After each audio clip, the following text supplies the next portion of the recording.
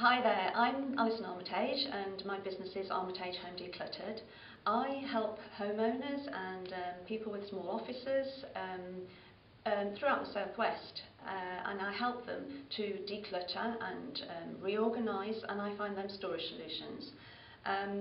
Sometimes we have stuff that just clogs us. It just weighs us down and it stops us being productive. And so I thought if I share a story with you of a client that I've worked with, then that would give you an idea of the sort of help that I can give you. So basically I worked with Pip, and she gave me a call and she was quite emotional. I could hear it in the back of her voice. So we met up and I visited her home, and she told me all the problems that she was having and the struggles that she got. And we identified the most important room to her, which was her kitchen. It was the hub of her home. She'd got 3 small children and a dog. She was a real sort of like family person. But she'd stopped really functioning. There'd been 2 or 3 bereavements in her family over a period of years, and it had just got her really down, and she just, like I said, stopped functioning and just hadn't managed to bounce back. So clutter had started to build up. She stopped doing the normal things that she used to do around the home to, you know, keep it going. And the things that she used to enjoy doing, cooking in a kitchen, she used to really love cooking, you know, interacting with the children. But it had just all come to a stop, and all the surfaces were just cluttered. She got a massive big table in the middle of her kitchen, and it was just full of broken children's toys, papers, books.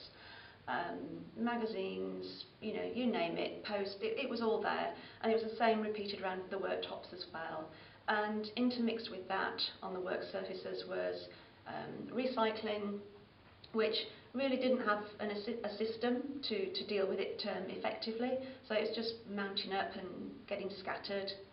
And obviously her cupboards were also very, very full to bursting, because she'd been given a lot of things that people thought she may need or may find useful, and she'd never used them. They'd stopped in the cupboards, they got pushed to the back, and actually the things that she really wanted to use are the things that she used on a daily basis.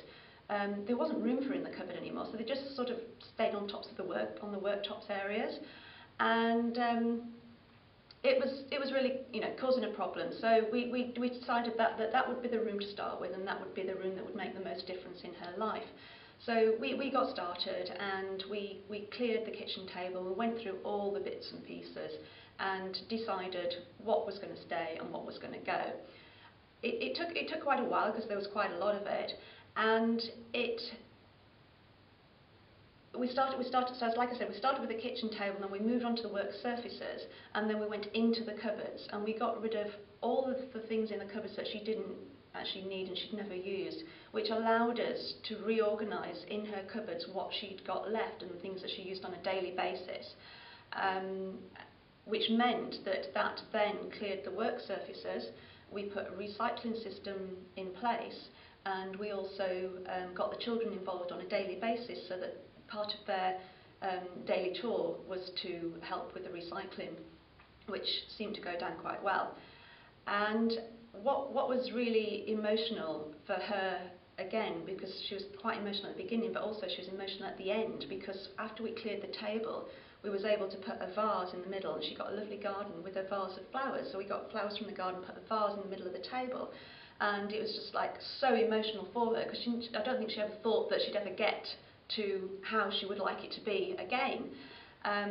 So, you know, sort of like, so there was emotion at the beginning for you know, one reason, and then at the end it was completely reversed. And I got an email from her a week or so later saying that she was so enjoying her kitchen.